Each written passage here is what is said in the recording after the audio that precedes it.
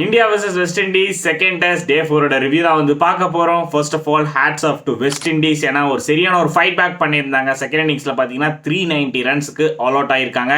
Top ஆர்டரில் பார்த்தீங்கன்னா John Campbell அவரோட மெய்டன் டெஸ்ட் செஞ்சுரி வந்து அடிச்சிருந்தாரு.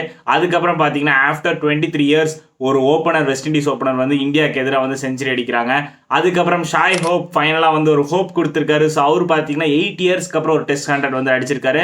ஸோ ஒரு இன்னிங்ஸில் பார்த்தீங்கன்னா 200 வந்திருக்கு after 53 years against India. So இவங்க ரெண்டு பேரும் நல்ல ஒரு பர்ஃபார்மன்ஸ் போட்டிருந்தாங்க. தென் கேப்டன் ராஸ்டன் சேஸும் பார்த்தீங்கன்னா ஒரு 40 ரன்ஸ் வந்து அடிச்சிருந்தாரு. அதுக்கப்புறம் பார்த்தீங்கன்னா ஜஸ்டின் கிரீவ்ஸ் ஒரு சாலிட் 50 ரன்ஸ் வந்து போட்டிருந்தாரு. தென் லோயர் ஆர்டர்லையும் நல்ல ஒரு கான்ட்ரிபியூஷன் வந்தது. ஜேடன் சீல்ஸ் அவர் பார்த்தீங்கன்னா ஒரு 30 ரன்ஸ் வந்து அடிச்சிருந்தாரு. நம்ம இந்தியாவோட பவுலிங்லேருந்து எடுத்துட்டோம்னா குல்தீப் யாதவ் சூப்பராக போட்டிருந்தாரு. ஸோ அவர் வந்து ஒரு 3 விக்கெட்ஸ். தென் ஜாஸ்பிரிட் பும்ரா பார்த்தீங்கன்னா ஒரு மாதிரி ஆட் ஒன் அவுட்டாக இருந்தாலும் அவரும் வந்து ஒரு 3 விக்கெட்ஸ் வந்து எடுத்திருந்தாரு. பட் ஒரு ஓல்டு பும்ராவை நம்ம இன்னும் பார்க்கல.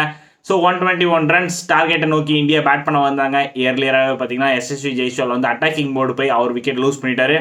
ஸோ இப்போ பார்த்தீங்கன்னா 25 நாட் அவுட்ல இருக்காரு கேஎல் ராகுல். அதுக்கப்புறம் பார்த்தீங்கன்னா சாய் வந்து ஒரு 30 நாட் அவுட்ல இருக்காங்க. ஸோ நாளைக்கு டேல பார்த்தீங்கன்னா 58 runs to win for India. So சீக்கிரம் அடிச்சு முடிச்சிருவாங்கன்னு நான் எதிர்பார்க்குறேன்.